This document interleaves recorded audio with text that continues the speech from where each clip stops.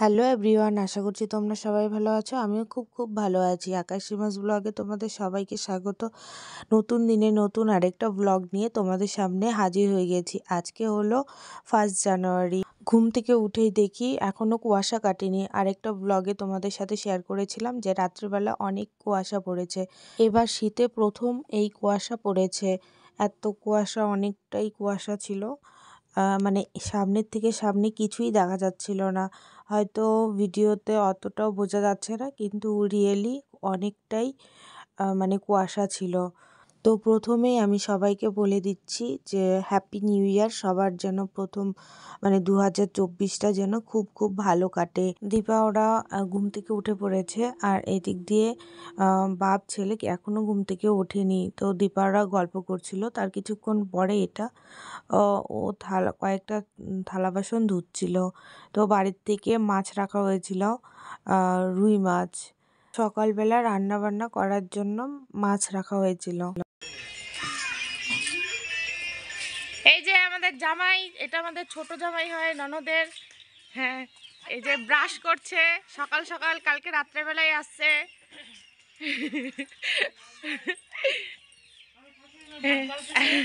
আর শাশুড়ি মা ভাত রান্না করছে। কি রান্না হবে আজকে? অনেক পদ্ম।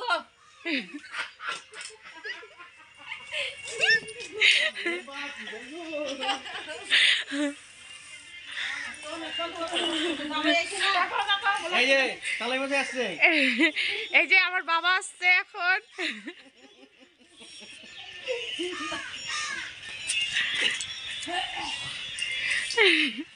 এই তুই লুকাইস কেন? এদিকে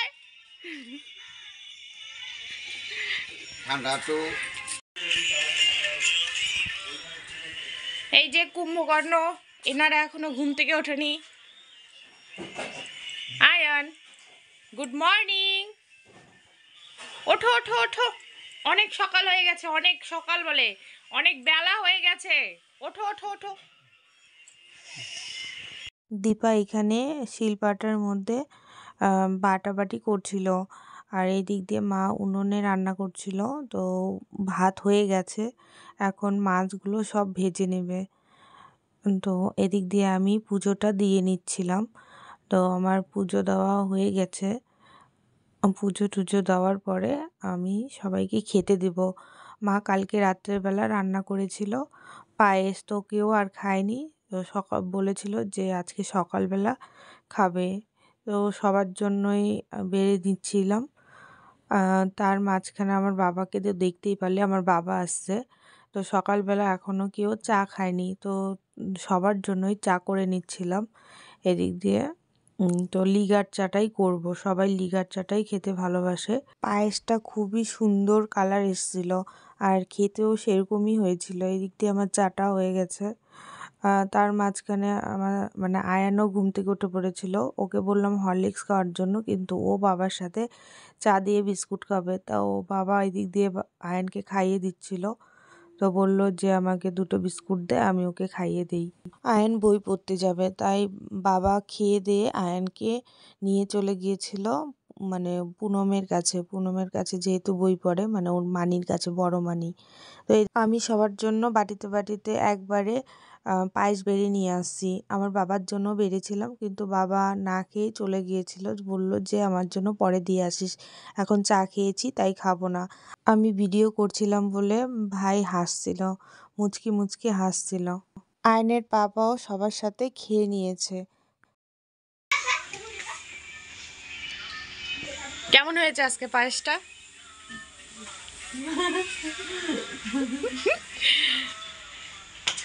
এই যে কেমন হয়েছে পায়েসটা? খুব খারাপ। তাকাও না, এদিকে তাকাও।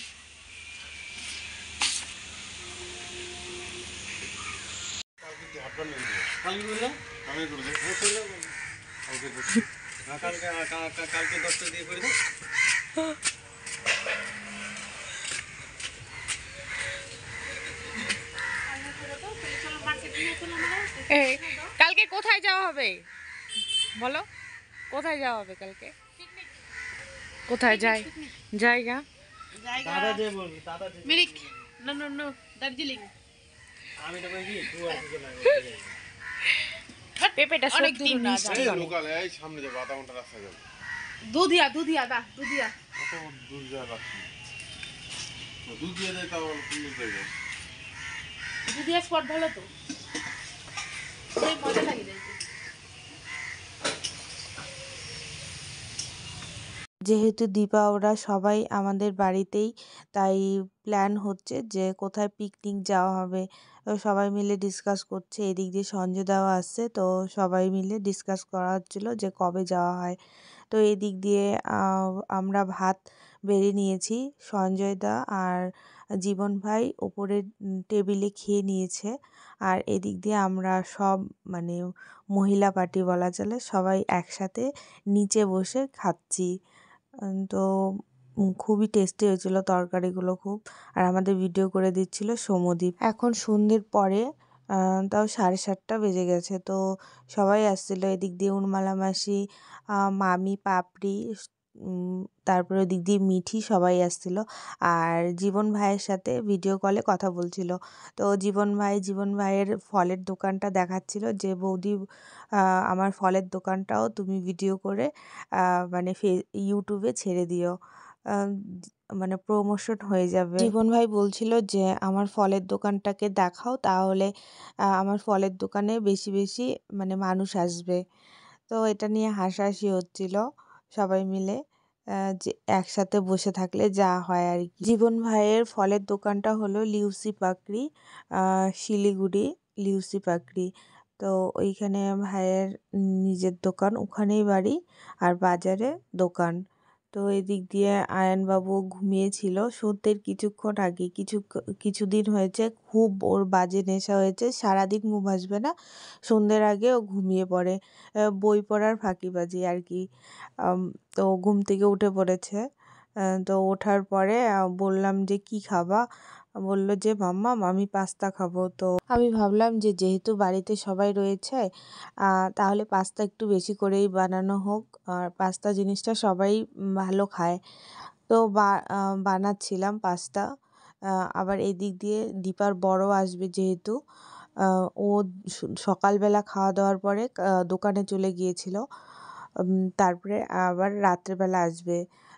ও আবার মিট মশলা মানে মাংসর জিনিস কোনো কিছুই খায় না, তাই এখানে ম্যাগি মশলা দিয়ে এই পাস্তাটা বানিয়েছিলাম, খুবই টেস্টি হয়েছিল। ডিমও খায় না, তো ডিমও দেওয়া হয়নি। এদিক দিয়ে সবাইকে দিয়ে দিয়েছি, আর এদিক দিয়ে মানে আমিও বেড়ে নিয়েছি, খাবো। আমি সবার লাস্টে নিয়েছি, দীপা আর সন্ধ্যা ওরা খায়নি, ওরা পরে খাবে বলছিল, যে একটু আগে ভাত খেয়েছিল বলে। এদিক দিয়ে দীপার বর আসছে, তো দীপার বরের জন্য লিগার চা বানাচ্ছিল। তো আমি ভিডিও করছিলাম, তখন আমাকে বলল যে বৌদি এনাও চাটা দিয়ে আসো।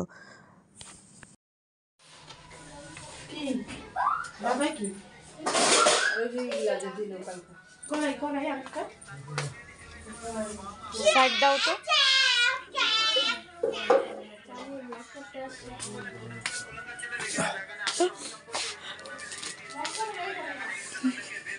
এই নাও চা।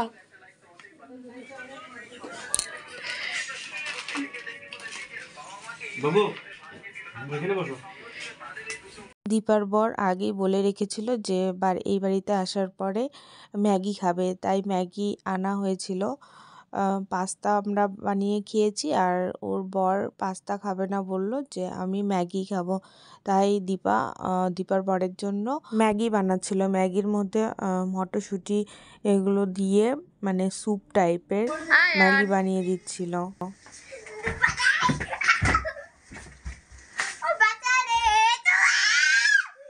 তোমার ঠান্ডা লাগে না?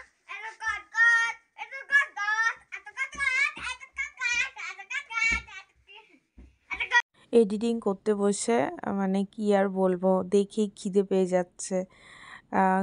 এখন তো আর খিদে পেয়েও কোনো লাভ নেই, দেখেই যেতে হবে।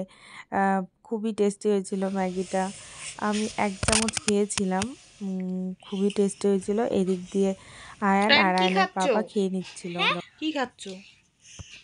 আমি ম্যাগি খাচ্ছি। কেমন হয়েছে ম্যাগিটা? অনেক অনেক টেস্ট। অনেক টেস্টি। আচ্ছা তাই। ইয়া ইয়া এখানে তো এখন প্রায় 10:30 বেজে গেছে। তো সবাই মিলে ডিনার করতে বসে পড়েছি।